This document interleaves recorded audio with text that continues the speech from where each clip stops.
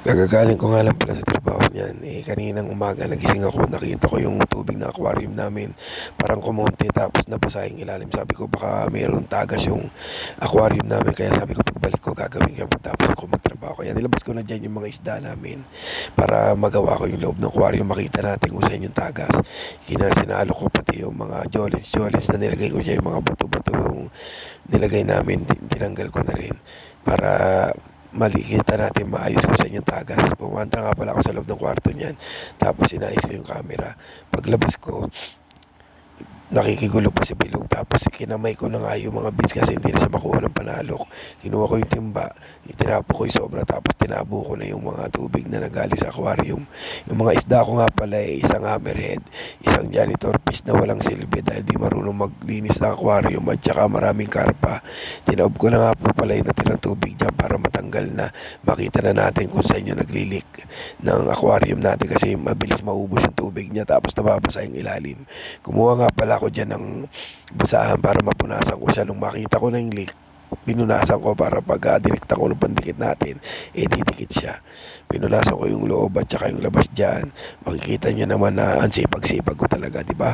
Ayan na, pinunasan ko na talaga yung loob. Tapos yung mga gilid-gilid, dahan-dahan nga lang ako kasi matalim yung mga gilid ng aquarium, baka tayo mahiwa Kaya dahan-dahan lang ako sa pagpunas.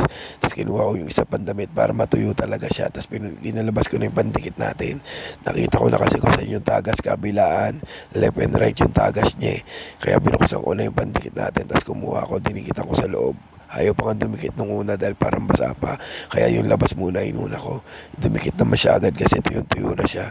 Pasensya na kayo sa boses natin kasi parang may sisipunin tayo Kaya yun, nilagay ko na sa loob yung tagas. Kailangan lahat ng butas pasakan natin para yung tubig hindi siya tatagas, hindi siya mababawasan. Kasi pag nababawasan yung tubig, yung isda natin baka mamatay.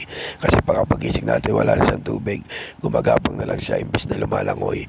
Kaya yan, nilagyan ko na rin yung labas ng pandikit para sigurado tayo na wala nang tatagas na tubig. Kasi kawawa rin yung nasa ilalim ng mga gamit natin kinakalawang dahil laging nababasa ng tubig galing sa aquarium. Yung mga isda ko nga pala yung nangungulit na balik muna ako, sabi nung isa hindi pa naman pwede kasi may pandikit pa, baka malasong kayo, sabi ko. Kaya ayan, dinikitan ko siya ng gusto tapos kinalat ko parang para siguradong wala ng tagas.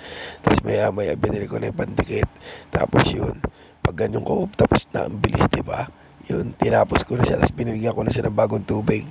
Nga pala, binili ko na yung mga isda natin. Tapos sabi ko, okay, tapos na, goods. Sabi ko gano'n. Tuwan-tuwa na sila, naglalanguyan na. Tuwan-tuwa na rin ako kasi alam ko wala na siyang tagas, din siya mababawasan ng tubig.